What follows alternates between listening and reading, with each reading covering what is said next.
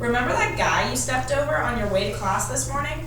Remember the faint smell of urine that lightly brushed your nostrils as you carefully avoided disturbing his peaceful slumber?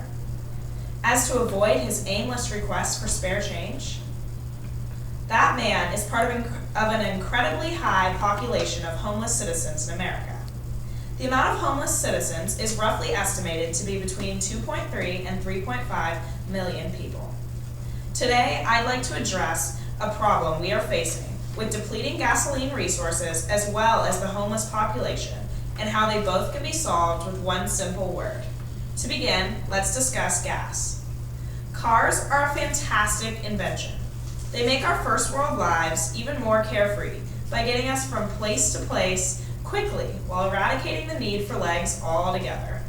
Instead of walking that 2 blocks to spend a few extra bucks at McDonald's, why not drive there? You'll get there faster and you can start eating a lot sooner. It's always easier to shove that McChicken and fries down your throat behind the wheel of your Suburban than it is to do it while hobbling down the sidewalk. There is no doubt that the benefits of driving from place to place make life incredibly easier. However, all that driving takes an awful lot of fuel, and everyone knows that fuel for cars isn't the most plentiful or cheapest of resources. So, what can we do to continue proving how little our legs actually do for us?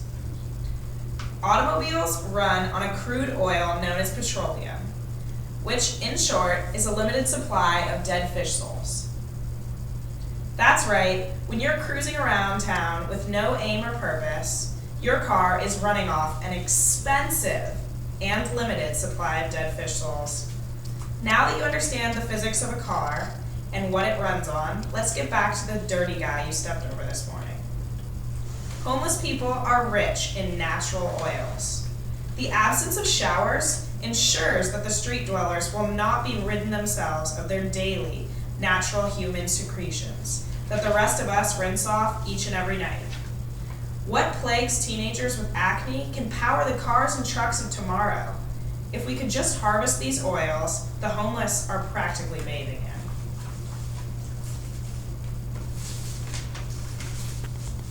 I can tell you one thing, and it's a solution that's going to blow your mind.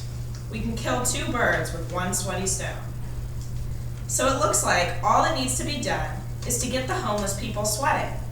There are approximately 1 in 10 people living without a home. That's approximately 1 in 10 people living on the streets every night with no job, no car, and no responsibilities.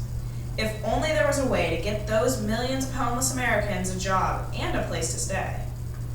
All we need to do is convince the abundant population of homeless to live a life consisting of physical labor and sweat. Well, what do homeless people need more than anything? That's right, a job. The reason they are in this predicament is because of their inability to work or their inability to hold down a job. What we are asking in return for supply of their homeless people's sweat is a simple day-to-day act where they can be taken off the streets. A job. What job will this massive population of homeless people perform?